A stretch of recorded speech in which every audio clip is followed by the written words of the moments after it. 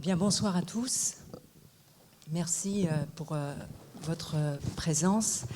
Et, nous avons des invités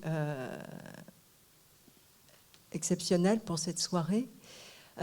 Tout d'abord, je souhaite vous présenter M. Siddiq Barmak, qui est réalisateur, producteur, qui a également beaucoup contribué pour la reconnaissance, la promotion, le développement du cinéma afghan avant la période du régime taliban et après. Monsieur Siddiq Barmak a été directeur d'Afghan Film. Afghan Film, c'est une organisation nationale qui pourrait s'apparenter au CNC. Agnès, si je ne me trompe? Peut-être. La Cinémathèque. Et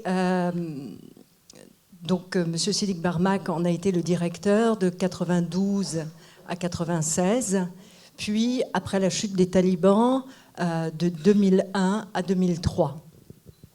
Monsieur Barmak est aussi le réalisateur de plusieurs films. Certains ont été détruits pendant l'époque talibane. Il a réalisé un film qui s'appelle Orouj, entre autres, pendant justement dans les années 90. Il a réalisé le film Osama, qui évoque la condition des femmes pendant l'époque talibane, Opium War en 2008 également. Et c'est pendant que M. Siddiq Barmak était directeur d'Afghan Film que la Maison de l'Histoire a été tournée et réalisée. Donc nous l'interrogerons sur le film. Nous avons aussi parmi les invités Sarah Karimi, qui est réalisatrice, productrice, scénariste aussi, et qui vient tout récemment à la fois de sortir son film qui s'appelle Hava, Mariam et Aïcha, que nous aurons le plaisir de voir en présence de la réalisatrice demain soir. Sarah Karimi est également la directrice, la nouvelle directrice d'Afghan Film, donc pour la première fois honneur aux femmes.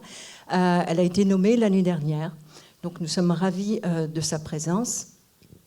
Nous avons aussi avec nous Nicolas Engel, qui est conservateur en chef au patrimoine. Il est aussi conseiller pour la DRAC Île-de-France. Et Nicolas Engel a été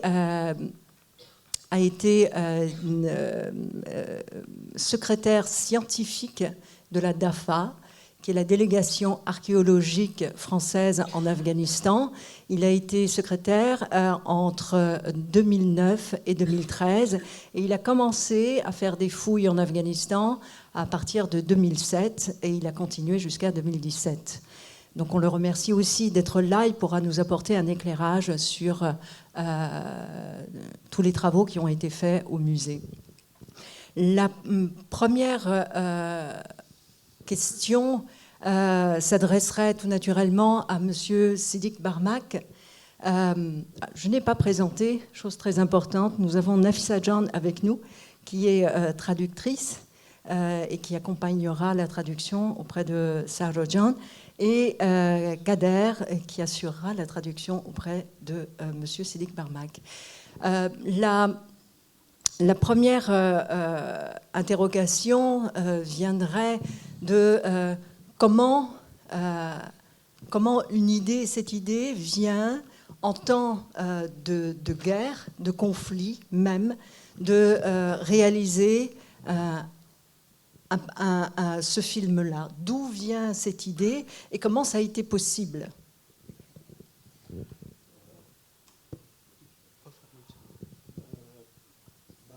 واقعا سپاسگزار موسم هستم برای نمایش استثنایی فیلم که میتونم بگویم این دومین نمایش این فیلم است بعد از سال 1995 زمستان دسامبر 1995. Monsieur Barmakadi, tout d'abord, je vous remercie. Je remercie Mossem pour la projection de ce film, qui est la deuxième projection depuis 1995, l'hiver de 1995. Non. 1900... Oui, oui, exactement, oui.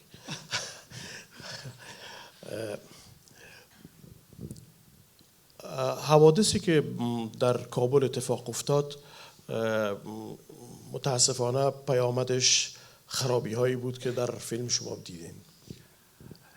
Les événements qui sont passés à Kaboul, malheureusement, les résultats, c'était les ruines que vous avez vues dans ce film.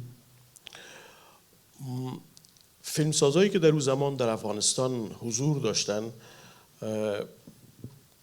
مثل یک هدف بسیار مهم به پیشروی خودشان یک شعار داشتن: ما باید واقعیت‌گرا باشیم و در برابر تاریخ خود مسئولانه باید قدم بگذاریم و عمل بکنیم. Les réalisateurs à l'époque qui étaient en Afghanistan, leur objectif et leur but, c'était d'être réalistes par rapport à ce qui se passait à l'époque. متاسفانه تعداد زیادی از سینماگرای خوب ما بنابر عوامل جنگ از افغانستان بیرون شده بودند. Malheureusement, la plupart des scénistes à l'époque, à cause de la guerre, avaient quitté l'Afghanistan. ولی ما در پهلوی ازی که فکر میکردیم باید آرشیف فیلم نگهداری بکنیم و فکر ازی بودیم که چگونه میتونیم از وقایع و حوادثی که هر روز در پیرامون ما اتفاق میافتاد فیلم برداری بکنیم و او را جز آرشیف فیلم بسازیم. À ce moment, notre but à la fois c'était d'archiver les films de l'époque, mais au même temps en fait de continuer à notre tournage de films pour filmer en fait ce qui se passait. با وجودی که کابل اصلاً برق نداشت و افغان فیلم مدت‌ها بود که در تاریکی و خاموشی بود.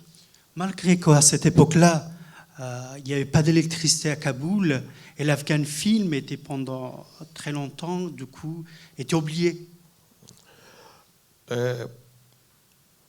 ولی هر روز ما برنامه داشتیم که چند نفر از فیلم بردارای ما را با نوار 35 میلیمتر سینمایی به شهر بفرستیم و از حوادثی که اتفاق میافتاد فیلم بگیرن. Malgré tous ces problèmes-là, notre but en fait de chaque fois programmer, d'envoyer en fait les personnes qui filmaient les réalisateurs, du coup, de filmer chaque événement qui se passait à Kaboul. گاهی وقت اتفاق میافتاد که حتی موتر یا ماشین هم نبود و اینا با بایسیکل و یا پای پیاده میرفتن و فیلم میگرفتن. Il a dit, du coup, en fait, c'était avec les caméras en fait, de l'époque. Et en plus, il n'y avait pas de voiture à ce moment-là. Soit il devait aller à pied, soit en vélo. یکی از روزها که ما با دوست خوبم قادر طاهری، یکی از بهترین فیلم بردارای افغان فیلم صحبت داشتم، ایده ای فیلم قادر طاهری اساساً پیش کشید و پیشنهاد کرد. Il a dit un de mes meilleurs amis à l'époque qui s'appelait Tahir Qadiri, que en fait lui, du coup il faisait le tournage des films à l'époque. Du coup c'était son idée à lui de film, en fait, de réaliser ce film-là. اتفاقاً ما پول برای فیلم نداشتیم. ما با آقای احمد شاه مسعود صحبت کردم و از اونا کمک خواستم برای پروژه. Par contre, il a dit malheureusement on n'avait pas assez d'argent pour réaliser ce film-là. J'ai demandé à ce moment-là à Ahmad Shah Massoud de nous aider pour le tournage de film. فرمانده مسعود یکی از خواستای دیگه ما را هم قبول کرد و برای ما هلیکوپتر در اختیار ما گذاشت تا از تمام شهر فیلم بگیریم. Le commandant Massoud à ce moment-là, il nous a soutenus, il nous a donné un hélicoptère pour filmer la ville en fait à partir de l'hélicoptère. زمانی که فیلم تمام شد خوشبختانه ما تانستیم یک ژنراتور پیدا بکنیم برای افغان فیلم که بتونه لابراتوار و یا ماشین شستشوی فیلم آماده بسازیم و این فیلم تانست اولین قدمی باشه برای اینکه ما بعد از مدت‌ها لابراتوار رو به کار بندازیم و این نخستین فیلمی بود که بعد از یک مدت طولانی سکوت شستشو شد و مونتاژش هم در امو استودیو ادامه پیدا کرد و صداگذاری شد. À ce moment-là, du coup, il a dit le commandant Massoud, qui était le ministre de Défense de l'époque. En plus, en fait, de ce tournage de film qu'on a fait grâce à l'hélicoptère, on a réussi quand même de trouver un groupe électrogène qui nous a aidé à laver du coup le film pour pouvoir en fait accéder au tournage de ce film-là à l'époque. به هر صورت دیدن این تصاویر برای هر کسی در اون زمان تلخترین لحظات بود، برای من همچنان، برای اینکه اتفاقا موزیم ملی ما یکی از بهترین موزیم های دنیا بود. Ces moments-là, c'était les moments les plus difficiles parce que notre musée national a été détruit. دیدن این تصاویر دوست خوبم شعر خارا که نویسنده متن این فیلم است چنان هیجانی ساخت که در یک شب و یک روز این متن نوشت برش.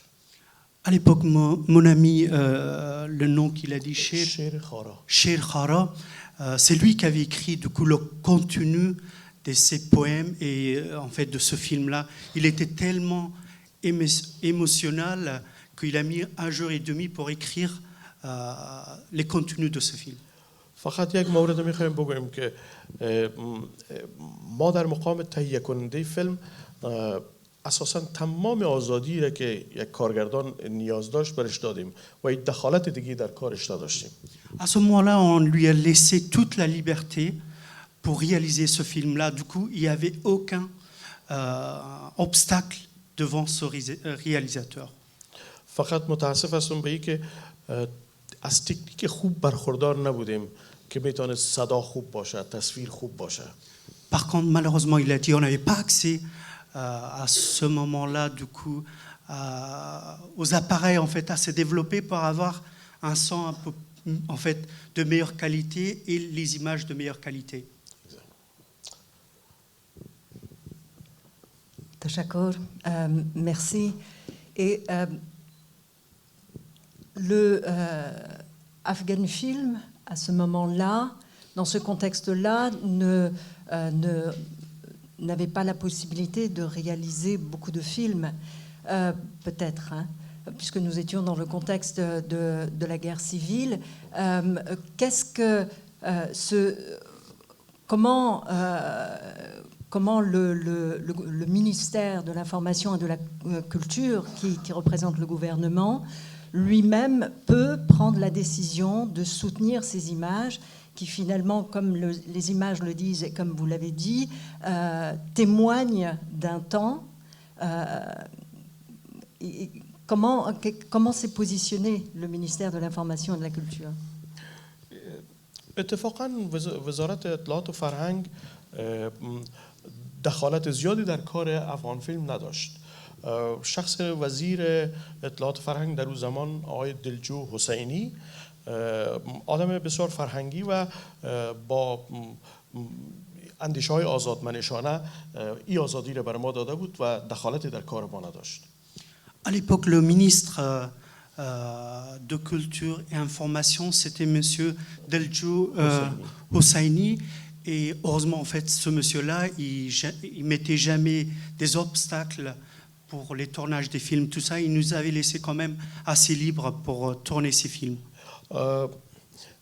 میتونم بگویم که فقط در روزی که ما اولین نمایش فیلم در افغان فیلم گرفتیم از معاون وزیر، از معین وزیر در بخش نشرات و بخش فرهنگ دعوت کردیم که آمدن و از فیلم بسیار استقبال کردن.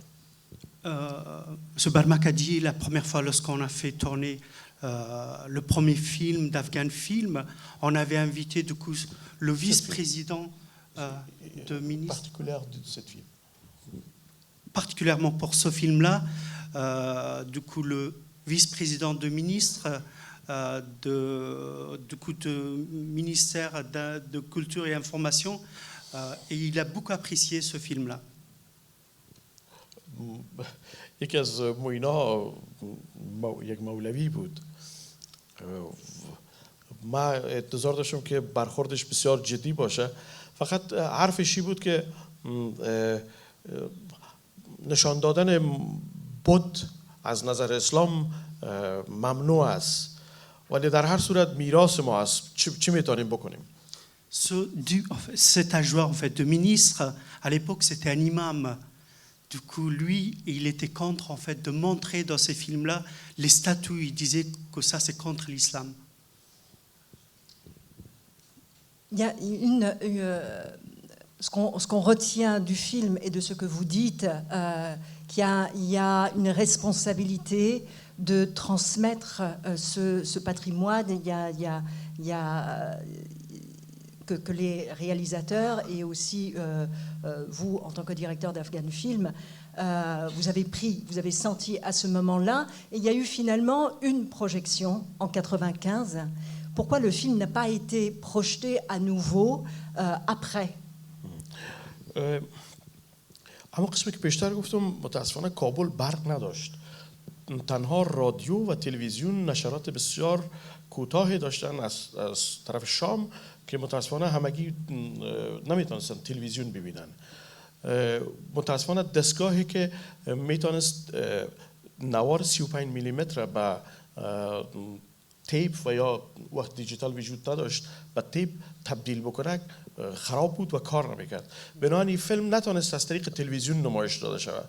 سینما هم 4 یا 5 سینمایی که در اون زمان تنها فیلم‌های هندی یا فیلم‌های آمریکایی نمایش میدادن اجازه نداشتن که و یا علاقه نداشتن مثلا یک فیلم حدود نیم ساعت مثل پیش نمایش فیلم بپذیرن و پیش از شروع نمایش اصلی فیلم این نمایش بدن.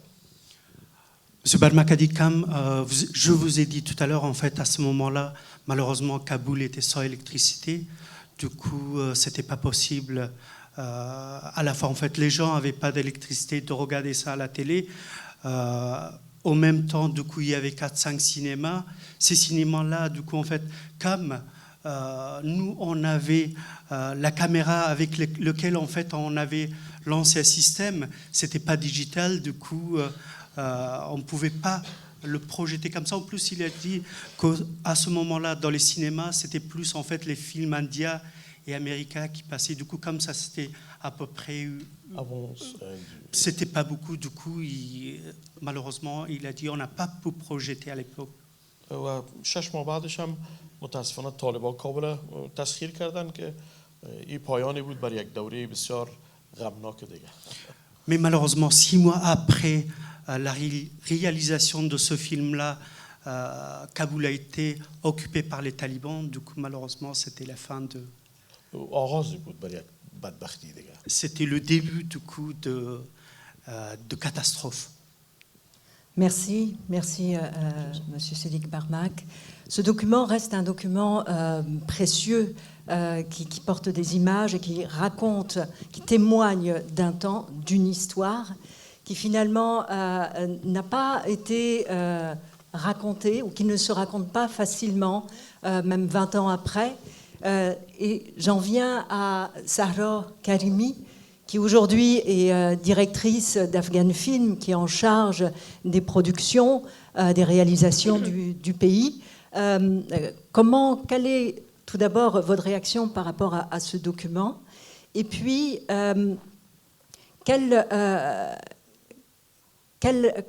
comment réagissez-vous par rapport à cette responsabilité sur l'histoire et comment la transmettre aujourd'hui grâce à ces images?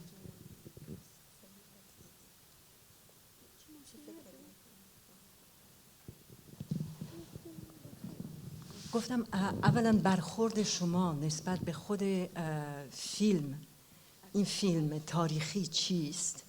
دیدیم که این فیلم تاریخی در سالهای الان چند سال هست، شاید 20 سال بیشتر هست که پخش نشده و شما به عنوان رئیس افغان فیلم که الان یک مسئولیت هم دارین نسبت به خود آموزش تاریخ و برداشت و نگاه رو تاریخ برای جوانان و این تاریخی که کسی آموزش نمیده. الان نگاه و به عنوان مسئول تصویر در افغانستان نگاه شما چی است؟ من سلام میکنم، تشکر از اینکه به این مجلس و به نمایش فیلم آمدین. Elle dit bonjour. Oui, je parlais comme ça. Elle dit bonjour et elle est très contente qu'elle est venue. Elle a vu que vous êtes venu pour voir ce film. و من خیلی جای خوشحالی و افتخار است که یکی از رؤسای اصلی و قدیمی و موفق افغان فیلم رو میبینم و من از آقای برمک معذرت میخوام که جسارت کردم اینجا نشستم. Elle dit qu'elle est très honorée qu'elle va pour la première fois une personne très importante de ce film avec c'est Monsieur Barmak. Elle dit, elle s'excuse qu'elle est présente aujourd'hui sur le même rang que Monsieur Barmak. باید یک واقعیت تلخ برای شما در این مجلس بگویم که ما تقریبا چند ماه پیش جشنواره سینمای افغانستان را در کابل راه اندازی کردیم برای نخستین بار. Une réalité qu'elle dit aujourd'hui qu'il y a quelque temps, elle faisait plusieurs événements pour le film. L'organisation ils ont organisé du festival national. Plusieurs festivals de films en Afghanistan. به خاطر اینکه تصمیم گرفتیم که مردم رو تشویق بکنیم که به سینماها برگردن. Leur but c'était pour encourager les gens pour qu'ils retournent au cinéma. به خاطر اینکه نسل نو افغانستان فکر میکنن ما هیچ سینمایی قبلا نداشتیم، هیچ فیلمی نساختیم، ما میخواستیم به یادشان بیاریم که ما سینما داشتیم، سینمای خوبی هم داشتیم، فیلم های خوبی هم ساختیم. Surtout que les générations qui ont vécu pendant la guerre, ces nouvelles générations, elles pensaient qu'il n'y avait jamais, il n'y avait jamais de films en Afghanistan, il n'y avait pas de cinéma. Pourquoi ils connaissent? و به بهانه 100 سالگی استقلال افغانستان تصمیم گرفتیم که 100 فیلم از تاریخ سینمای افغانستان را نمایش بدیم. À l'occasion du 100e anniversaire du cinéma afghan, elle voulait montrer les 100 films pour le public. از تمام دوران و مخصوصا از دوره طلایی سینمای افغانستان ما خواستیم فیلم‌هایی را نمایش بدیم و ما تقریبا لیست 25 فیلم را به آرشیو ارگ داده بودیم. De toutes les périodes qu'il y avait le film, surtout la période de l'or. Oui, l'époque d'or. L'époque de l'or que les gens ils ont oublié les meilleurs moments d'Afghanistan. Et parmi ça, il y a 50 films.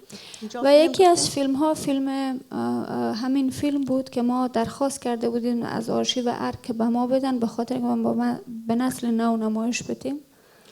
Et parmi ces films, il y avait une qui était ce film ils ont demandé à Arg pour qu'elle puisse filmer Arg. Alors ça c'est une précision parce que les archives auparavant, jusqu'à il y a 2 ans, se trouvaient à Afghan Film et depuis peu, les archives ont migré dans le palais présidentiel, donc appartiennent aux archives du palais présidentiel, donc à l'ARC. ARC, c'est le palais présidentiel. و جالب است که این فیلم گفتن نیست. Et ils ont dit que ce film n'existe pas. و من اینجا میبینم فیلم. Et il a vu ici ce film. یعنی من این را گفتم به خاطر اینکه برای من خود خیلی سخت است چون در دولت کار میکنم و من باید از دولت دفاع بکنم. ولی شما چقدر راحت میتونین یک تاریخ را کتمان کنین؟ Elle dit pour elle, c'est très difficile parce que c'est quelqu'un qui travaille pour ce pays, pour le gouvernement. Et comment il a vu ce film ici, donc jusqu'à quand, comment ils peuvent cacher une réalité comme ça? من 4 بار نامه به ارگ نوشتم که من فیلم این فیلم را میخوایم ولی به ما گفتن این فیلم وجود نداره. Quatre یعنی fois. نشده، دیجیتال نشده. 4 fois, il avait écrit à Arles, c'est le palais présidentiel, pour voir ce film et ils ont dit qu'il n'y a pas. متاسفانه در دوره‌های مختلفی از تاریخ افغانستان تصویر افغانستان و هویت تصویری افغانستان کتمان شده. Malheureusement, ça, میتونم ترجمه کنم. malheureusement, oui. یه دفعه دیگه بگو سر. متاسفانه در طول تاریخ افغانستان هویت تصویری افغانستان بارها کتمان شده. Malheureusement, l'identité de l'image Visual identity. Dans les 50 ans passés, du passé, de l'histoire qui font l'Afghanistan, ont été cachés, restent cachés et restent inaccessibles.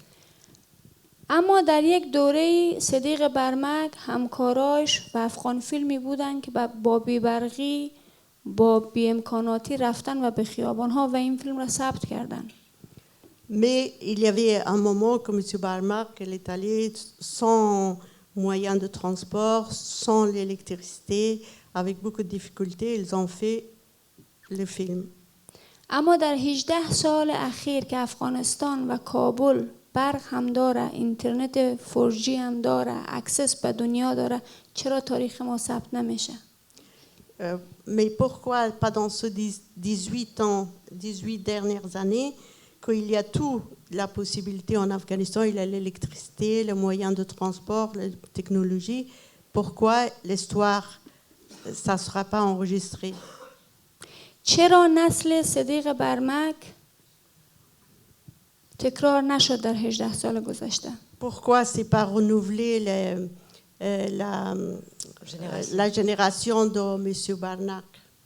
آیا تمام این همه کمکی که به افغانستان شد از هر نوع آیا نمیشد که ما را کمک کنین که هویت تصویری خودمان را هم بتونیم احیا بکنیم؟ Est-ce qu'après, malgré toutes ces années, avec toutes les dépenses qui étaient faites pour Afghanistan, pour autre chose, ils ne pouvaient pas faire pour réaliser l'histoire d'Afghanistan.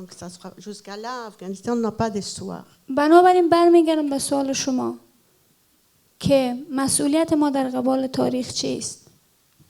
در تاریخی بر ما گذشته. ما متعلق به نسل نو هستم. Il dit quelle est notre responsabilité, quel est notre devoir à propos de l'histoire d'Afghanistan. Elle est de nouvelles générations. Et les jeunes, oui. و شرمنده هستم که نسل من نسل بی‌تفاوتی است. Elle est honteuse que sa génération elle est bétafautie, sans intérêt. Voilà. Ne porte pas assez d'intérêt. ما اگر آرشیوی داریم، اگر از تاریخ ما ثبتی داریم، ربط به 18 سال قبل داره. در 18 سال نداشتیم. Et c'est une... Ouais, allez, vas-y. Nous, si on a eu des enregistrements pour la transmission de l'histoire, on en a eu avant, mais pas dans ces 18 années passées. Et justement, Sahra John, je pense qu'il y a... Qu'est-ce que vous proposez? Qu'est-ce que vous avez entamé? Parce que, sauf erreur de ma part, il y a une volonté aussi de votre part de, justement, de répondre à cette absence. Et je rappelle que cette histoire d'absence, justement, d'histoire et de transmission est importante parce qu'il y a une véritable volonté politique en Afghanistan, hélas, qui n'encourage pas l'enseignement de l'histoire récente. C'est-à-dire que l'histoire récente de l'Afghanistan de 1979 à aujourd'hui n'est pas enseignée dans les établissements scolaires. قبل از اینکه جواب شما رو بتونم یک مثال دیگه میزنم که جواب شما هم داده میشه بین یک نوعی. Avant qu'elle vous réponde, elle va donner un autre exemple, que dans cet exemple, il y a il y a la réponse pour votre question aussi. نخواستین که قبل از اینکه گفته بگویم من باور دارم به هویت تصویری یک کشور، یک سرزمین. باور دارم یعنی ایمان دارم. Il croit pour une image, c'est l'identité d'une image en Afghanistan. Par image, elle a la foi, oui. Elle croit, elle y croit. باور دارم یکی از دلایل سقوط افغانستان در عرصه‌های مختلف به خاطر این است که ما از لحاظ تصویری ناشناخته هستیم. Et il croit aussi que toutes ces années passées qu'il n'y a aucune image et parce qu'on n'est pas reconnu. باور دارم که یکی از دلایلی که دنیا همیشه میخواد یک نوع نگاه مانیپولیشن با ما داشته باشه به خاطر اینکه قصه های خود ما قصه های دست دوم بوده، دست اول نبوده. Il y a une dépossession de le sentiment fort de cette dépossession de la propre histoire. Elle a le sentiment que les histoires qui ont circulé jusque-là, ce sont des histoires comme de seconde main, c'est-à-dire qui ont été racontées par d'autres. باور دارم که یکی از دلایل این که ما هنوز نتونستیم خود را تثبیت بکنیم به دنیا این است که گوش‌های ما را کر کردن، زبان ما را لال کردن، چشم‌های ما را کور کردن و خودشان تصمیم گرفتن گوش و زبان و چشم ما شوند. Il y a le sentiment de... Il croit, il a le sentiment que les autres, il nous a rendus aveugles, sourds, muets. C'est que c'est eux qui parlent à notre place, ils entendent à notre place, ils décident à notre place, ils voient à notre place. حالا اون قسمه رو میگم. من 8 ماه از فقط رئیس افغان فیلم شدم. Ça fait 8 mois qu'elle est la directrice de Afghan Film. و او هم خیلی اتفاقی چون در امتحان امی افغان فیلم برنده شدم وگرنه هیچ وقت یک زن نمیشد اونجا. Et ça aussi c'était complètement par hasard parce que comme elle avait réussi l'examen, sinon pour une femme c'était impossible qu'elle soit directrice d'un endroit si important. ما رادیو تلویزیون ملی داریم در افغانستان که باید وظیفه اصلیش این است که ثبت کنه همون تاریخ همین سرزمین را ثبت کنه، فیلم‌های داستانی حالا تلویزیونی بسازه، فیلم‌های مستند تلویزیونی بسازه. On a des télévisions en Afghanistan qu'elles sont obligées, il faut surtout. C'est la radio-télévision afghane, la radio-télévision nationale. Voilà. اونها پول میگیرن به خاطر اینکه این کارو بکنن. Ils sont payés pour faire ça, pour enregistrer tous ces événements qui passent. 6 ماه خواستم رئیسش ببینم. 6 mois, il voulait voir les doyens. بعد از 6 ماه رئیسش دیدم.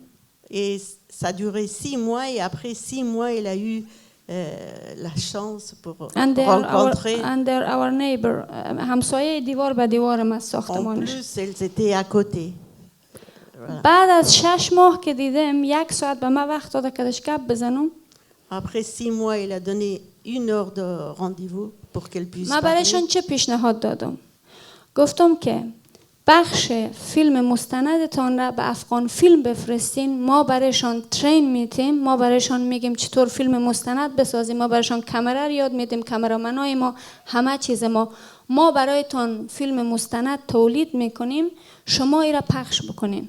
Il a dit que pour faire le film, vous nous donnez ce film, nous on a toute la possibilité. Alors, plus précisément, elle leur a demandé à la radio-télévision afghane de transférer le département de réalisation de films documentaires, que eux puissent à la fois les former pour qu'ils soient en mesure de prendre, de témoigner du temps présent.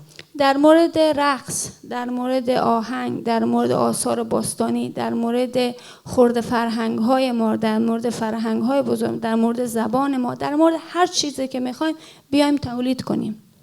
Elle dit à propos de n'importe quoi que vous voulez, nous on peut projeter quelque chose, que ça soit la danse, la musique, l'histoire, l'événement. گفت نامه رسمی بنویس. Ils ont dit il faut écrire officiellement. نامه رسمی نوشتم. Il a écrit cette lettre.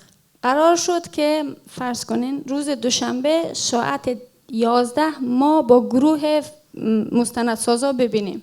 C'était prévu que, par exemple, à 11h du matin, ils vont rencontrer avec Les réalisateurs de films documentaires. ما در اروپا کلان شدم وقتی میگم ساعت 11 یعنی 11. J'ai passé du temps en Europe. Quand elle dit 11h, c'est 11h parce qu'elle a vécu en Europe. اینا ساعت 10:30 آمده بودن. Ils étaient venus à 10h30. من اونجا نبودم یک جلسه دیگه داشتم. Et à ce moment-là, elle était ailleurs, elle était occupée dans une autre réunion. تا 5 دقیقه صبر کرده بودن شده بود 10:35 یا 10:40 دقیقه گفته بودن این چطور به ما احترام نذاشته ما زود آمدیم این جلسه نگرفته. Et ils ont attendu 5 minutes, elles étaient en colère. Elle dit pourquoi nous on est venus, il ne nous a pas respecté. 5 minutes, elles sont restées. À 10h35, elles sont parties. و دلیل چرا یک زن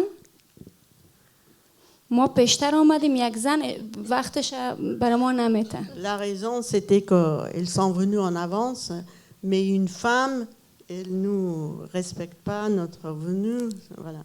در حالی که من قرارم ساعت 11 بوده. ببینین ایده فیلم مستند و همه چیز فقط به خاطر اگوی یک جامعه مرسالار از بین رفت. C'était juste parce que le rendez-vous c'était à 11h où ils sont venus comme ça. Elle dit toute l'importance d'un film qui était important, c'est effacé, c'était l'échange finalement, elle n'a pas réussi à négocier avec eux parce que c'est aussi un climat où les hommes finalement s'imposent. اما ببینین شما ما به عنوان یک زن که در رأس یک اداره دولتی قرار دارم با همچین معضلی با جنسیت خودم مواجه هستم. خب این یک معضل کلان است. Je suis confrontée dans mon travail à ce type de réaction parce que je suis une femme, évidemment. اما Mais ما باز هم میگم باور دارم که باید هویت تصویری خود را ثبت کنیم. Mais il faut enregistrer l'identité picturale, l'identité. On peut arriver à une identité de l'image en Afghanistan et on doit le faire. بنابراین تصمیم گرفتم اوکی رادیو تلویزیون کمک نمیکنه دولت بودجه نمیده در ورق بازی ها ما نابود میشیم. Donc elle a pris la décision puisque l'État, les gouvernements ne les aident pas, elles ne peuvent pas avoir les finances et leur papier quand elle écrit ça reste sans réponse. تصمیم گرفتیم که کامرامنای ما همون کاری که آقای برمک کردن در 20 سال پیش گفتیم به خیابانا برین سوژه بیارین بسازین خود ما ادیت میکنیم هیچ نیاز نداریم به کسی که به ما چیز و ما در عرض 8 ماه 5 فیلم مستند ساختیم. Ils ont décidé que comme M. Barmak qui avait fait il y a 20 ans en arrière, où ils font comme ça, ils ne demandent pas l'aide de quelqu'un puisque c'est pas possible. Ils vont dans la rue avec les caméras sur les épaules et ils prennent les documents, ils prennent le film. Ils renseignent. Ils ont réalisé 5 films documentaires depuis en 8 mois. اما مسئله تاریخ افغانستان و ثبت تاریخ و هویت تصویری یک کشور با 5 فیلم مستندی که به لجبازی یک رئیس لجباز میشه درست نمیشه. Mais l'histoire d'Afghanistan, on ne peut pas résumer sur 5 films qu'à cause de ce conflit, ils ont fait depuis 8 mois. Ça ne résout pas le problème. Enfin, ce n'est pas suffisant. مشکل اساسی که فکر میکنم افغان فیلم در حال حاضر به عنوان یک اداره دولتی داره است که ما درگیر بیروکراسی هایی هستیم که هرگز ارزش هویت تصویری را نمیفهمن، هرگز ارزش فرهنگ را نمیفهمن، هرگز ارزش ای را نمیفهمن که ما باید برای نسل آینده ثبت کنیم. Leur problème c'est que ce conflit c'est qu'eux, ils ne donnent pas l'importance pour les documents par l'image de laisser dans les mémoires pour ce pays, tous par image, par document ou par film. Et c'est tout. Oui. Voilà. Il n'y a pas ce respect et cette reconnaissance, il n'y a pas une conscience de l'importance de l'image comme mémoire, comme témoignage pour l'histoire. Sahrojan,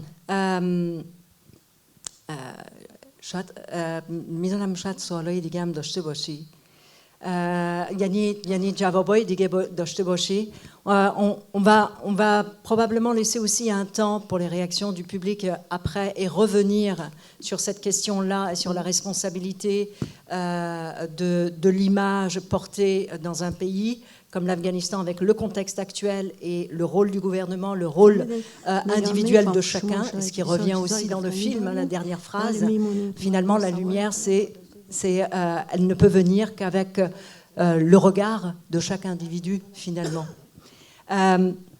J'aimerais qu'on revienne aussi, puisque finalement le titre du film, c'est la maison de l'histoire, et que cette maison de l'histoire et ce musée qui est particulier, c'est un musée qui est assez rare et exceptionnel dans son époque, dans sa création. J'aimerais qu'on revienne avec Nicolas, peut-être que tu peux nous dire, parce que c'est aussi un moment fort dans le film, puisqu'on vient, c'est la dernière étape de ce film, c'est-à-dire il y a le départ des individus, du lieu, de la ville, et puis finalement des œuvres qui témoignent de l'histoire, du passé. Et est-ce que tu peux nous dire, Nicolas, comment ce musée a été créé ? Parce que même avant la création du musée, le musée avait connu, enfin les œuvres étaient pillées déjà. Est-ce que tu peux nous raconter l'histoire du musée, les collections qu'il y avait dans le musée ? Bonsoir, merci Gilda, merci Agnès pour cette invitation. Les images du musée, oui, je vais me concentrer sur le musée et puis les dernières images que vous avez sur le site de ADA. Les images du musée telles que vous les avez vues, donc c'est un musée en 1995. Dans cette période de répit, il y a eu, on dit, 5 mois de répit entre les affrontements. Et c'est une période où que le musée, enfin l'équipe du musée, notamment Monsieur Massoudi, là, que vous avez entendu, et Monsieur Popal aussi, ils s'en sont servis en fait pour essayer de remettre un petit peu d'ordre dans les collections. Alors ce musée, il y a 2 dates qui apparaissent dans ce documentaire. Il y a 1931 où c'est dit que c'est la création du musée, et puis il y a aussi 1922. Je vais revenir sur ces 2 dates. En fait, le bâtiment que vous avez vu, là, qui abrite le musée, toujours aujourd'hui, le musée est ouvert au public. En fait, ce bâtiment avait été créé dans les années 20, comme tout le quartier de cette périphérie sud de Kaboul, comme d'ailleurs aussi le palais de Darul Aman, par le roi Amanullah. C'était un quartier neuf. Le roi Amanullah voulait dans les années 20, donc l'indépendance avait été proclamée en 1919, donc on est juste après. Il voulait faire entrer l'Afghanistan dans une phase de modernité.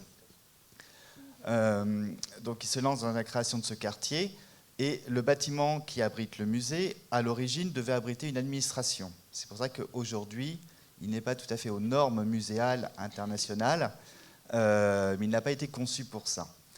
Il existait un musée. Il existe en tout cas un petit noyau des collections. À partir de 1919, il y a comme ça une espèce de petit musée qui se crée à côté Batcha, qui est aujourd'hui une espèce de petit palais d'été à l'intérieur de l'enceinte du palais présidentiel. Puis en 1924, le musée est déménagé à Barebala, donc un autre petit palais fin 19e siècle, dans un parc de Kaboul. Et ce n'est effectivement qu'en 1931-1932 que les collections arrivent dans ce quartier de Darul Aman, dans le bâtiment dont vous avez vu les images. Donc voilà pour la création du musée. L'autre date, c'est 1922. C'est une date essentielle pour le patrimoine essentiellement archéologique, c'est vrai, en Afghanistan. C'est toujours Amanullah qui est derrière. Ce roi Amanullah a voulu doter son pays d'administration patrimoniale solide. Et pour cela, il a fait appel à la France. La France avait alors une expertise reconnue de façon internationale et jouissait d'une bonne image. Bon, il faut aussi avouer qu'en Afghanistan, il s'est tourné vers la France par défiance et par méfiance envers les Anglais. Mais c'est vrai que la France, à ce moment-là, mettait en place, ou enfin était derrière la création des musées de Beyrouth, le musée de Téhéran, oui, il y en a un troisième que j'ai oublié. Voilà. Les missions archéologiques françaises à l'étranger étaient reconnues, donc on pense évidemment à la Syrie, le Liban, mais l'Égypte aussi. Et il y avait énormément de cadres de ou de la grande société afghane, mais également tout le Proche-Orient, qui venaient se former dans les lycées français à l'étranger. Donc voilà, il y avait une espèce d'aura française à ce moment-là. Donc un traité est signé entre la France et l'Afghanistan en 1922, et c'est le début de la délégation archéologique française en Afghanistan. Ce traité prévoit que donc cette délégation archéologique française va recevoir le monopole pour toute fouille archéologique sur l'ensemble du territoire afghan. Les œuvres découvertes lors des fouilles vont être partagées entre la France, c'est ce qui a nourri le musée Guimet à Paris, et le musée national de Kaboul. Donc les fouilles sont extrêmement riches en matériel. Ça commence dès les années 20 avec le site de Hadda, dont vous avez vu les images à la fin du film, mais très rapidement il y a également Bamiyan qui est fouillé, ou en tout cas les peintures des différentes grottes sont recopiées, c'est-à-dire que des aquarelles sont faites, etc. Certaines sont déposées.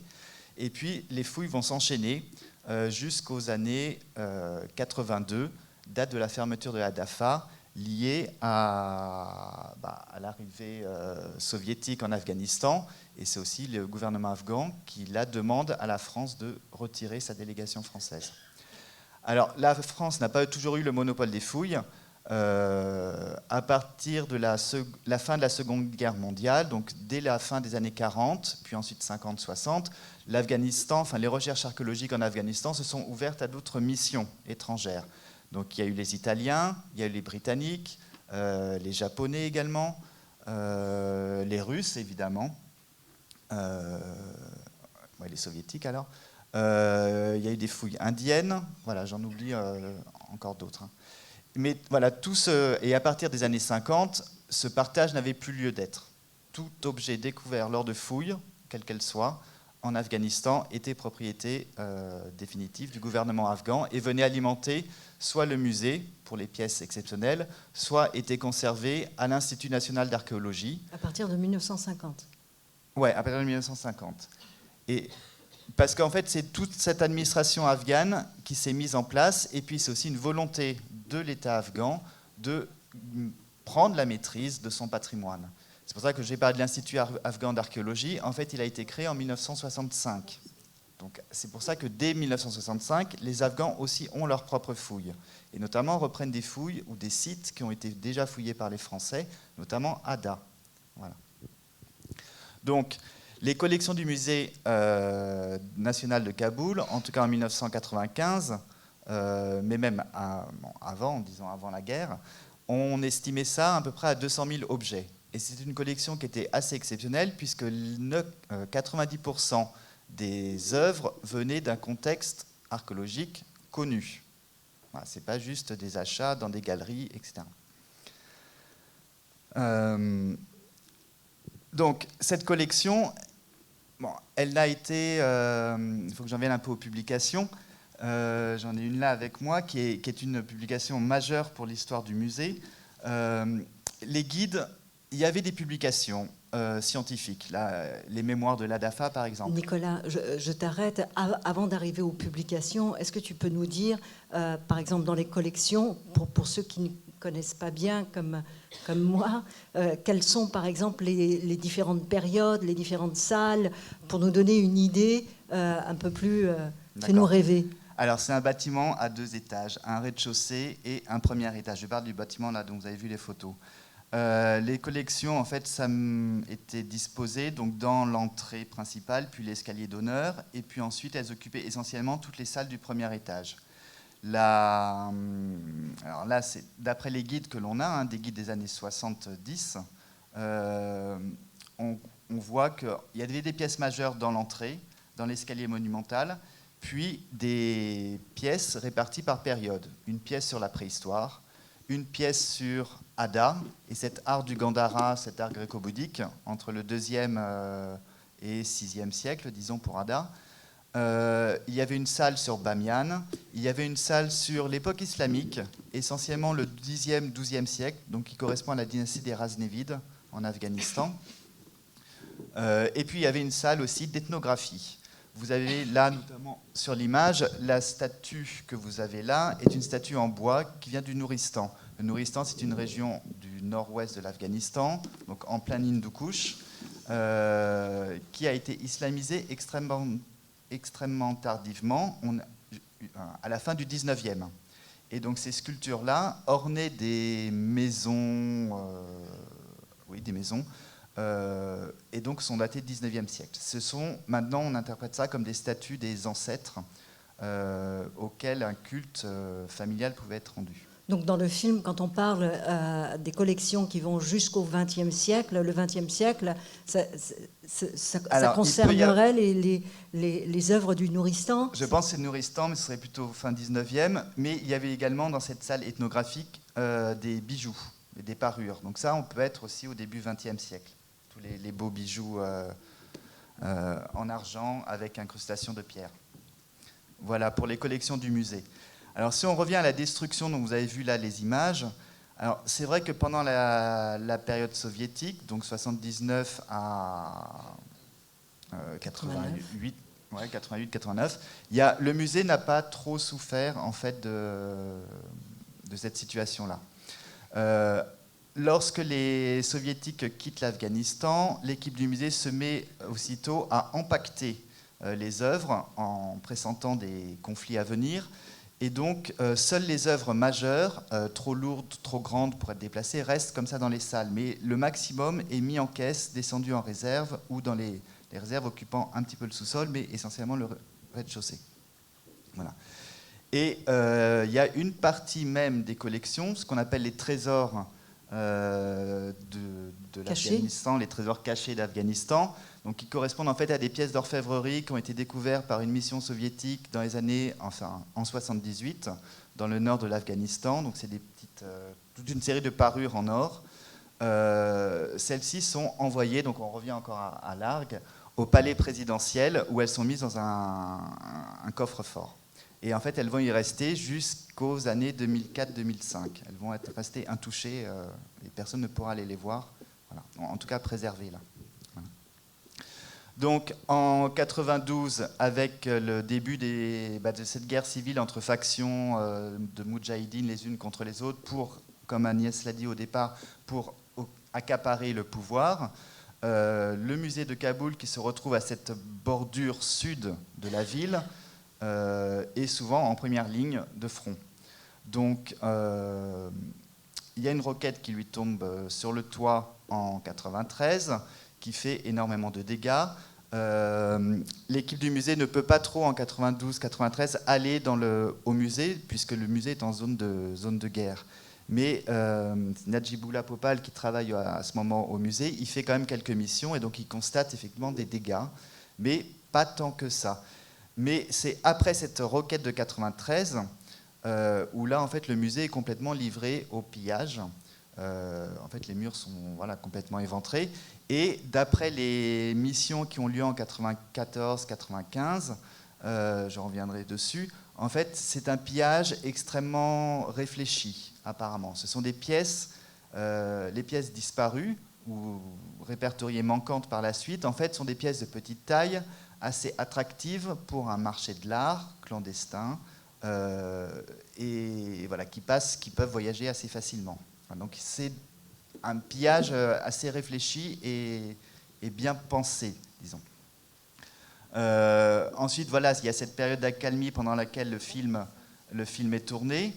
Monsieur Massoudi, dans le film, parle de monter une commission nationale, ou qu'il existe une commission nationale. Alors effectivement, en 94-95, il y a eu une commission qui regroupait l'équipe du musée, qui regroupait l'Institut d'archéologie, qui regroupait l'Academy of Science de Kaboul, qui regroupait, pas Afghan Film, je crois pas, mais évidemment des représentants du ministère de l'Information et de la Culture, et puis des experts afghans ou étrangers. Et l'idée, c'était effectivement de travailler sur cette collection complètement éparpillée que vous avez vue au sol, fragmentaire, etc. C'était pour... voilà, comment est-ce qu'on peut gérer ce désastre? Et l'idée a été évoquée aussi de déplacer cette collection pour la préserver et la ramener dans le centre de Kaboul. On jugeait que c'était plus sûr que dans cette périphérie sud. C'est pour ça qu'en 96, tout début 96, 95, c'est juste avant que les talibans, 15 jours avant ou 19 jours je crois, avant que les talibans ne prennent le pouvoir à Kaboul, une partie des collections sont amenées c'était Kaboul Hotel, dans le centre de Kaboul, où c'est pareil, elles vont y rester un certain temps. Voilà. Vous avez vu dans le musée qu'il y a quand même des œuvres qui tiennent encore debout, notamment, je pense, à les bas d'une sculpture en pied, avec un pantalon bouffant qui se resserre aux chevilles, une sculpture du IIe siècle représentant le souverain Kanishka. Vous avez vu aussi des Bouddhas assis, les jambes croisées, notamment un qui vient de Tepe-Marenjan, découvert en 1937.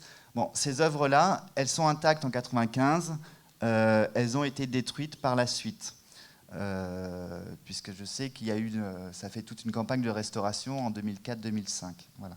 Donc, l'état que vous voyez là du musée, après, tout ne s'est pas amélioré. Il y a eu encore, évidemment, avec l'arrivée des talibans, il y a eu d'autres pillages, alors pas forcément pendant les premières années, mais en 98, une autre roquette arrive sur le musée, alors cette fois sur l'aile nord-ouest, qui rouvre une brèche. Donc tous les efforts qui sont faits par l'équipe du musée... Quelle année, tu as dit ? 98. 98 ? Oui. Donc tous les efforts qui sont faits là en 94, 95, pendant ces courtes périodes de répit, notamment de sécurisation du musée avec une porte métallique à l'entrée, puisqu'il n'y avait plus de porte, de rajouter des barreaux aux fenêtres, de rajouter des serrures, etc. Tout ça, en fait, voilà, a dû être refait par la suite. Mais en tout cas, en 98, c'était plus un pillage du chapardage, disons. Voilà. Et évidemment, on arrive ensuite en 2001, un édit pris par le Mollah Omar qui préconise la destruction de tout site et œuvre non islamique. Et donc là, le musée, donc, en fait, se fait de nouveau saccagé, et les sculptures, notamment de Bouddha, tout cet art du Gandhara, régulièrement, les faces sont cassées nettes d'un coup de pioche. Voilà. Donc voilà, quel est l'état? En fait, l'état du musée au moment en 2001, 2002, 2003, au moment où en fait les talibans sont chassés et où la coopération internationale se relaie, disons, au chevet du musée pour essayer de remettre sur pied cette institution. Et comment, finalement, puisqu'on en vient à 2001, comment les projets de reconstruction, parce que tu voulais aussi nous parler de parution, peut-être que ça peut... est-ce que ces parutions qu'il y avait eu ont servi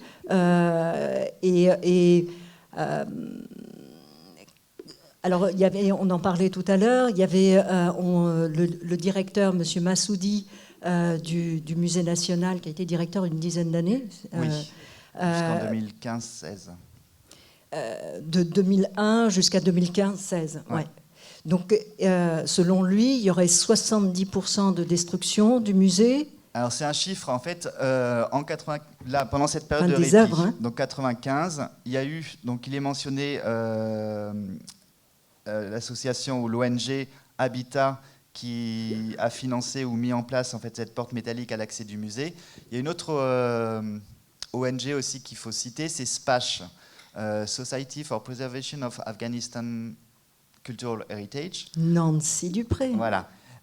C'est une société qui a été... oui, créée en 1994. Alors derrière elle, il y a un personnage, donc Nancy Dupré, effectivement, dont Gilda a mentionné le nom, qui est une femme donc exceptionnelle sur laquelle on peut revenir.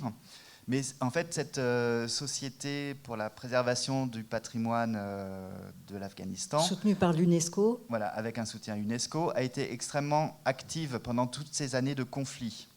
Parce que cette femme, Nancy Dupré, donc elle était... Oui, il faut quand même que je donne un peu de biographie. Elle est née en 1927 aux États-Unis, donc américaine. En 1962, elle arrive à Kaboul en accompagnant son mari qui est diplomate américain. Est-ce qu'on a une photo de Nancy Dupré? Parce qu'on aimerait aussi, je t'interromps mais je te redonne la parole, rendre hommage à cette femme qui nous a quittés il y a en 2017, le 10 septembre 2017, à l'âge de 89 ans. 90 ans. Pas tout à fait 90. Oui. Et qui a œuvré une grande partie de sa vie, 55 ans, pour préserver le patrimoine culturel afghan. Donc on va revenir et je te rends la parole. Donc la voici, vous la voyez au-dessus. Elle découvre donc l'Afghanistan en 1962. Donc l'Afghanistan alors, c'est un Kaboul, donc moi je ne l'ai jamais connu, mais où apparemment c'était une ville agréable à vivre. Donc Nancy Dupré, en tant que femme de diplomate, voyage à travers le pays et à un moment, on lui dit, bon, elle avait son franc-parler, elle se rend compte qu'il n'existe aucun guide. Elle va à Bamiyan avec d'autres femmes de diplomates et elle rentre, on lui pose la question dans une soirée mondaine à Kaboul, comment était Bamiyan, qu'est-ce que vous en avez pensé, etc. Et elle a dit, c'est scandaleux, il faut des guides, il n'y a pas d'explication donnée, on n'y comprend rien, c'est un patrimoine magnifique, mais il faut quelque chose, voilà, un peu de pédagogie derrière. Et on lui dit, mais vous n'avez qu'à vous en occuper, écrivez un guide sur Kaboul, sur Bamiyan. Donc, on le voit ici, juste pardon, je t'interromps, sur la photo, on voit Nancy Dupré donc dans le musée rénové, et l'homme que vous voyez qui l'accueille, c'est Monsieur Massoudi, donc le directeur du musée national de Kaboul, qu'on a vu aussi intervenir dans le film. Et donc ça va être son premier guide. Et puis à cette occasion-là, en se renseignant un petit peu sur la préhistoire notamment, elle fait la rencontre de Louis Dupré, qui est un préhistorien, archéologue, travaille en Afghanistan, et bon, ils vont tout de suite s'entendre. Voire plus. Voilà, voire plus. Et ils vont donc se marier à Kaboul. C'est à Baghebala, notamment, là où il y avait un des premiers musées. Et ils vont passer 15 ans de leur vie à sillonner l'Afghanistan, à aller sur les sites préhistoriques où lui faisait ses recherches. Elle écrivait des articles, alors pas seulement sur le patrimoine, elle a aussi écrit sur la littérature, sur le folklore, elle a écrit sur la condition des femmes, sur la musique. Donc on dit qu'elle a à peu près 1000 articles à son actif. Et puis elle a continué à faire des guides sur l'Afghanistan en général, et puis des guides sur le musée de Kaboul, qui n'avait pas de guide en fait. Donc son premier guide, c'est celui-ci, ça date de 1974. C'est un guide ou un catalogue? Alors, c'est un guide, en fait. Ça ne concerne que les objets qui sont exposés en salle, mais avec des plans des salles, avec les vitrines, et on sait dans chaque vitrine quel objet on peut y voir. C'est en anglais. Et il y a eu d'autres éditions de ce guide ensuite. Évidemment, il y a eu, à partir de 2000, d'autres travaux d'inventaire de la collection du musée. Mais c'est vrai que ce guide-là a été la base. Et quand on parle là que M. Massoudi a en 1995 essaye de voir ce qui manque, quels fragments appartiennent à quelle œuvre, etc. En fait, ce livre-là était une base de travail fondamentale pour l'équipe. Et Nicolas, on sait que, alors tu dis que ce livre-là a été la base d'une reconstruction pour, à partir de 2001, de voir ce qui a été détruit, ce qui a été trouvé. Où est-ce qu'on en est aujourd'hui dans justement toute comment est le musée aujourd'hui? Quelles sont les actions qui ont été mises en place? Où est-ce qu'on en est? Est-ce qu'il y a 30%? Alors, quels sont ces 30%? Effectivement, j'ai vu donc Nancy Dupré a donné quelques interviews. Elle faisait partie de ces experts mandatés par les Nations Unies pour venir justement en aide au musée en 94-95. Et c'est elle qui dit qu'en fait, il y avait 70% de la collection qui avait disparu, soit détruite, soit pillée, partie.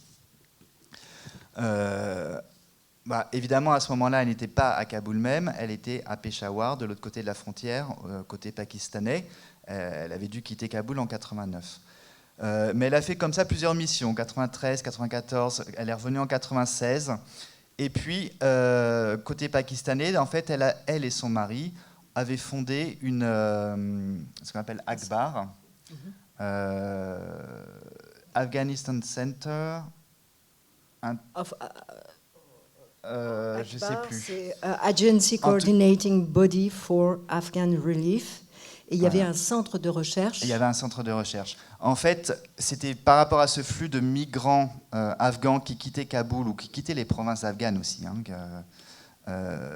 et qui, donc pour ceux qui allaient du côté du Pakistan, c'était avoir un centre qui soit aussi un lieu de mémoire, un lieu d'éducation pour ces populations, comme il est dit dans le film, qui errent. Et voilà, tout ça, ça s'est mis en place. Et en fait, en 94, c'est pareil. Donc voilà, tout ce travail de Nancy Dupré, que ce soit fait du côté pakistanais ou que ce soit fait par des missions à Kaboul, tout ça, en fait, a abouti en 2000, lorsque l'Afghanistan a pu se rouvrir à des présences étrangères, a abouti en 2004 à l'idée d'un centre au sein de l'université de Kaboul, un centre d'information, un centre de ressources documentaires et un centre aussi de formation pour les jeunes chercheurs, les étudiants de l'université, où les chercheurs puissent en fait avoir accès à toute une série de documentation. Alors, puisque tu as repris sur Nancy Dupré, et c'est vrai que c'est un personnage extraordinaire, et ce qu'elle disait, c'est que elle est complètement tombée amoureuse du pays, et pas que du pays, puisqu'elle a trouvé aussi l'homme enfin son amour. Et même quand il ne pouvait plus rester Nicolas le disait, pendant la période soviétique en Afghanistan, à aucun moment ils ont pris la décision de retourner aux États-Unis ou venir en Europe. Ils sont allés au Pakistan pour travailler auprès des réfugiés afghans. Et le centre dont parle Nicolas, que Nancy Dupré c'est vraiment à lutter pour rendre ce centre possible, l'ouverture de ce centre, c'est qu'elle regrettait que la jeune génération n'ait pas connu l'Afghanistan qu'elle a connu et n'ait pas, comme disait aussi Sarah, conscience de la richesse. Même s'ils l'ont entendu, ils n'ont pas pu expérimenter cette culture-là, voyager aussi facilement, rencontrer les œuvres, les gens. Et elle voulait qu'il y ait un centre qui ne soit pas sécurisé, inaccessible. Elle voulait qu'il y ait un centre d'information, mais aussi d'éducation, qui soit au centre de l'université de Kaboul. Et parfois même, elle envoyait des bibliothèques mobiles dans tout le pays pour rendre accessible le savoir. Donc son travail a été remarquable. Et c'est aussi la raison pour laquelle on voulait lui rendre hommage, parce que finalement, et tu le disais à un moment, Nicolas, pas aujourd'hui, mais tu me l'avais dit, si, il me l'avait dit, que Nancy Dupré est souvent présentée comme la grand-mère, une grand-mère afghane, c'est la Bibi afghane. Et une très belle histoire, puisqu'on n'a plus le temps. On parlait de l'histoire d'amour et tu disais qu'il y avait le couple s'était marié dans la colline de Boré-Bola, là où il y avait les premières œuvres du musée. Et Louis Dupré, donc le mari de Nancy, à sa mort ses cendres ont été dispersées à cet endroit-là. Et Nancy Dupré, à son décès, a souhaité, parce qu'elle le disait, oh mon Dieu, Louis a tant de chance, il a une vue magnifique de là où il est. Et elle était malade quelques mois avant son décès et elle refusait d'aller aux États-Unis. Et j'avais eu la chance de la rencontrer. Et elle disait non, je ne veux pas partir. Et sa raison était simple, c'est parce qu'elle avait peur de ne pas pouvoir revenir. Et elle a demandé à être enterrée sur cette même colline de Boré-Bola à Kaboul, près de son mari, près de cette vue fantastique qu'elle décrivait. Ouais. Donc merci à Nancy. Donc juste oui, on n'a plus le temps, mais en tout cas le musée aujourd'hui combien effectivement de temps il nous reste n'est plus à l'état de ruine. Donc il y a toute une coopération, donc il y a une équipe du musée tout à fait qualifiée et professionnelle qui a été menée, dirigée par Monsieur Massoudi. Et autour de cette équipe, plusieurs pays ont voulu intervenir. Donc la France évidemment de par ses liens avec le patrimoine de l'Afghanistan, donc a contribué à la restauration d'œuvres d'art, notamment les grandes sculptures qui sont là que vous avez pu voir encore intactes, mais qui après du fait des talibans avait été fragmenté.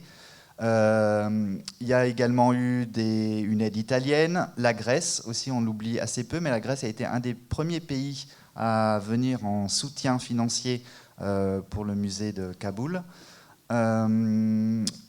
Les Allemands aussi ont participé, et maintenant plus récemment les Américains, avec l'Oriental Institute de Chicago, qui se lance aussi dans des programmes. Alors ce qui est intéressant, c'est que là, il lance, depuis 2012 en tout cas, il lance un programme de restauration de ces sculptures de Hadda. Puisque Hadda, c'est le site là, dont vous avez vu les images, aujourd'hui il n'en reste plus rien. Alors Hadda, ça a toujours été compliqué, que ce soit les Français qui fouillent ou les Afghans qui fouillent. Il y a toujours eu une hostilité locale de la population à mettre au jour ces statues de Bouddha ou de Bodhisattva. Donc voilà. Donc le site a été détruit. Moi, d'après ce que j'en ai, donc il n'y a plus rien à voir aujourd'hui, mais ça a été détruit même dès les années 70. Évidemment, plus on avance dans le temps, plus les destructions ont été... Donc ça veut dire que certaines images qu'on a vues ont été tournées. Je me pose la question. Je me pose la question s'il n'y a pas des images plus anciennes qui ont été là replacées dans le film en 95. En tout cas pour Hadda.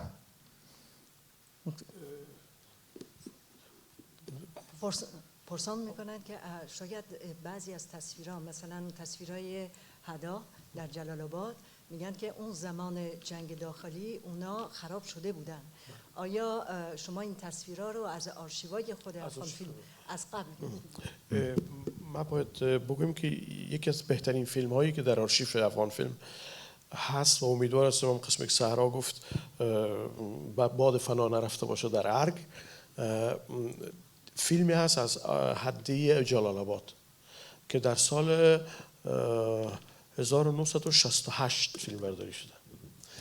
این فیلم اولین بار ضمن اینکه در افغانستان نمایش شد، اولین بار در سال 2002 در جشنواره فیلم آرشیو فیلم های کشف نشده تازه کشف شده در بولونی ایتالیا نمایش داده شد و او باعث شد که افغان فیلم باعث شد که آرشیو افغان فیلم جزء آرشیو جهانی فیلم جهانی شد. فیلم فاندیشن، ورلد فیلم فاندیشن عضو فاندیشن فیلم آرشیو فیلم شود. Monsieur Barmak a dit que ça c'était un des meilleurs films en fait qui a été filmé en 1962. 68, pardon. Ok. Et du coup, en fait, il a dit, comme la directrice a dit tout à l'heure, qu'il y a beaucoup d'œuvres et des films qui ont été cachés ou disparus. J'espère que ce film-là n'est pas disparu. Du coup, il a dit qu'heureusement, en fait, ce film-là a été projeté pendant un festival en 2002 en Rome d'Italie, en Bologne. Du coup, il a dit qu'il existe en fait ce film. Ce film, parce qu'on parle de ce film, c'est un film qui a été tourné donc en 1968, sauf erreur de ma part, qui est un film documentaire sur le site donc de Ada, à Jalalabad. Il espère, il n'a pas connaissance de l'existence aujourd'hui de ce film. À l'époque, il était Afghan Film. On ne sait pas aujourd'hui à quel endroit il est exactement. Mais en effet, et c'est assez intéressant, donc pour la réalisation de ce film-là, toutes les images ne viennent pas de cette période-là, mais vous aviez utilisé aussi des images d'archives de l'époque. En tout cas pour ceci. Et parce qu'en fait, on peut aussi parler après de le patrimoine en général. Donc aujourd'hui, oui, le musée est debout, ouvert. Les salles ont été rénovées les unes après les autres entre, disons, 2008 et puis 2015. Voilà. Il n'y a plus de salles sur la préhistoire. Vous avez toujours une salle sur le bouddhisme en Afghanistan, une salle sur la période islamique. Voilà, des salles thématiques. Il y a une salle sur le nord de l'Afghanistan avec la Bactriane et il y a aussi Ayranum, cette ville hellénistique. Voilà. Donc le musée a repris, un peu récupéré ses espaces. Il y a des projets. Il y a eu un vernissage, une ouverture. Alors les salles ont été inaugurées les unes après les autres, puisqu'en fait tout ça c'est avec du financement complémentaire qui venait de différentes ambassades. Donc l'équipe du musée a rénové les salles les unes après les autres. Et est-ce que le public y va ?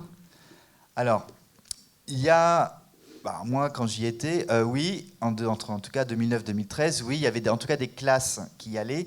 Alors c'est vrai que dans les années 60-70, on raconte que en tout cas toutes les écoles amenaient les classes au musée, amenaient les classes sur les sites archéologiques, puisqu'il y en a énormément, enfin il y en a pas énormément, mais il y en a à proximité directe de Kaboul. Donc il y avait comme ça ces excursions patrimoniales, historiques, qui étaient faites. Pour des raisons de sécurité, en tout cas 2009-2013, c'était uniquement les écoles les plus proches que l'on voyait au musée. Après, il y a oui, des visiteurs. Il y a des visiteurs au musée, oui, un petit peu. Après, c'est sûr qu'il est un peu excentré. Sahrojan, est-ce que vous savez si justement il y a des visites scolaires qui sont organisées pour aller au musée aujourd'hui, pour visiter et avoir prendre conscience de ce trésor? موزه ملی تقریبا با کمک جهانی ترمیم شده و بعضی از آثار هم برگردانده شده و خیلی نرمال مردم میتونن برن ببینن، ولی به نظر من یکی مردم میره میبینه، ولی یکی باید حکومت برنامه داشته باشه برای مدارس، برای دانش آموزا که اینها بتونن یعنی برنامه میرن همه میرن، منتها برنامه خاصی که مثلا باید باشه نیست، ولی اگر مدرسه خودش یک برنامه داشته باشه رو میرن.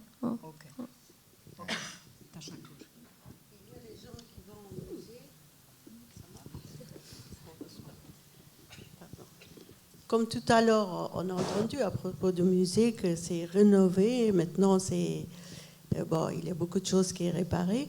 Mais il y a les personnes, les élèves, tout ça, qui vont comme ça, mais il n'y a pas un programme défini par l'éducation nationale ou par l'État pour qu'il y aura dans le programme de certains endroits, surtout dans les lycées, écoles, tout ça, pour qu'ils vont là-bas pour visiter. چند جا هست، یک موزه ملی است، یک آرشیو ملی است که اونجا هست، ولی فقط سهرا جان ببخشید، من مجبورم گپتو قطع کنم که بتونیم یه 5 دقیقه سوالا رو سخن رو بسپاریم به دوستان عزیز. Donc nous allons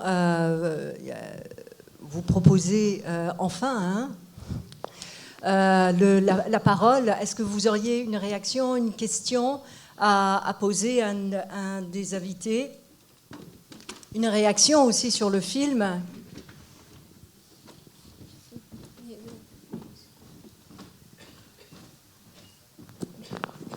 Je vois pas. C'est ici. Si. Merci beaucoup pour cette soirée qui est vraiment très, très, très intéressante. Moi, j'ai une question pour le monsieur Barmak. Ce qui m'a étonnée, si je n'avais pas eu un peu la contextualisation historique qui nous a été donnée par Agnès de Victor, c'est qu'une grande partie du commentaire, on a toujours l'impression que c'est les étrangers qui ont attaqué le musée, qui ont détruit la ville. Alors que ce qu'on sait, c'est qu'en fait, c'était beaucoup plus des combats inter-Afghanistan. Donc je voulais savoir pourquoi tout ce commentaire qui pointe les étrangers, les étrangers, les étrangers. Et est-ce que c'est des étrangers non afghans ou est-ce que c'est des étrangers afghans?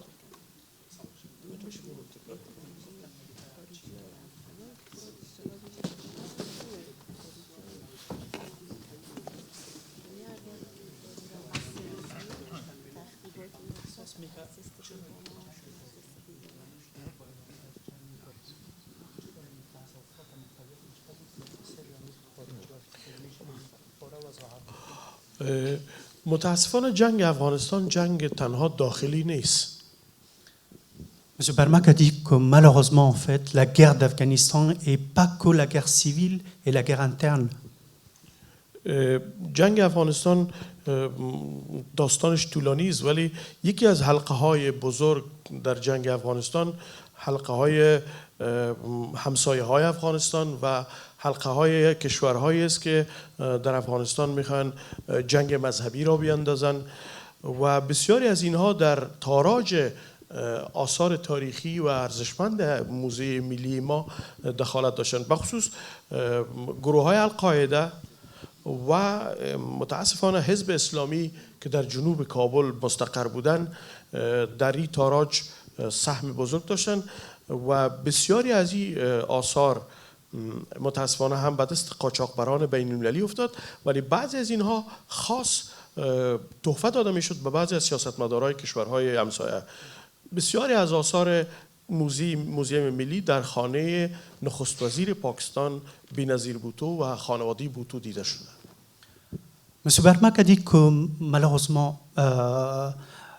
l'histoire de la guerre d'Afghanistan est assez longue. Cette guerre d'Afghanistan est liée en fait plutôt aux pays voisins. L'Afghanistan était, il a dit qu'il était victime en fait de la guerre religieuse, plutôt menée par les pays voisins.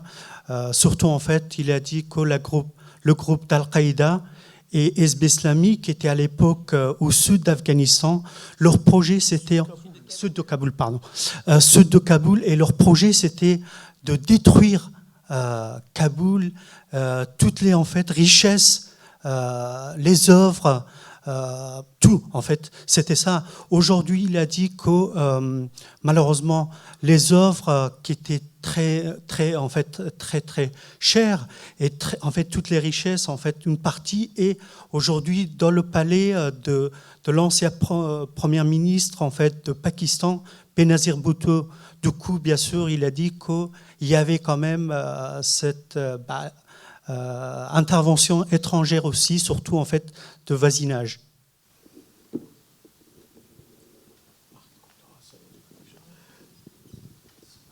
Est-ce qu'il y aurait d'autres questions? Remarque. Agnès, tu avais une question? Il y a une question. Bonsoir, c'est plutôt une réaction qu'une question. Parce que, en fait, le sujet que nos cinéastes, M. Barmak et Sarah, parlaient à propos de ça, pourquoi on ne peut pas travailler sur notre image, sur notre histoire, sur notre identité visuelle. En fait, nous sommes vraiment blessés. Et c'était qui nous a blessés? C'est nous-mêmes. Alors, comment on peut raconter cette blessure? Il est toujours frais. Ça, c'est une partie du problème en Afghanistan, toujours. Il y a des guerres, il y a des victimes. Alors, quand on commence à parler de l'histoire de notre pays, évidemment, les héros d'un côté, ils sont ennemis de l'autre côté. C'est pour ça qu'on ne peut pas toucher à l'histoire d'Afghanistan, jamais, même jusqu'à aujourd'hui. Et ça nous amène énormément vers le censure. Dans le sujet de film, il y a beaucoup de choses qu'aujourd'hui, on ne peut pas travailler en Afghanistan. Pas du tout. Ça, c'est les sujets intouchables pour nous. On ne peut pas parler de ça, on ne peut pas travailler dessus. Ni moi, ni, je pense, M. Barmak, personne ne peut pas travailler sur ça. Tant que nous, les Afghans, on ne commence pas à pardonner les uns les autres, on ne peut pas commencer à raconter notre histoire aussi, je pense. Merci. Je suis sûre que Sarah pourrait réagir. Est-ce qu'il y a d'autres questions, réactions? Agnès? Peut-être pour conclure, puisque je vois que le timing rouge qui est devant nos yeux arrive à l'explosion dans quelques minutes, quelques instants même, par rapport à la réaction que Ali Hazara vient de faire sur l'impossibilité d'écrire cette histoire, impossibilité très vive et qui a tout son sens. Je crois qu'une des réponses peut être par des formes différentes que celles de cette écriture qui serait d'un seul côté, comme Ali le disait. C'est impossible de l'écrire d'un seul côté, et je crois qu'une des réponses qui peut être apportée, ce sont celles des artistes, et notamment, alors vous allez me dire je fais de la publicité, mais je pense que ce qui est exposé dans la salle au-dessus permet peut-être non pas de donner une histoire, mais de donner des regards, des points de vue, et surtout de maintenir des doutes, de maintenir la complexité, et de dire que rien n'est vrai, définitif, écrit, c'est-à-dire c'est aujourd'hui une histoire en train de se faire, mais sans doute les œuvres peuvent nous permettre de rentrer dans cette complexité historique sans la minimiser et sans en tous les cas enlever les autres regards. Voilà, donc je pense que je voudrais remercier tous les participants, nous voulons remercier tous les participants qui sont venus aujourd'hui, à vous, public également, et vous donner rendez-vous donc demain. Demain, nous aurons notamment un film de Aziz Hazara.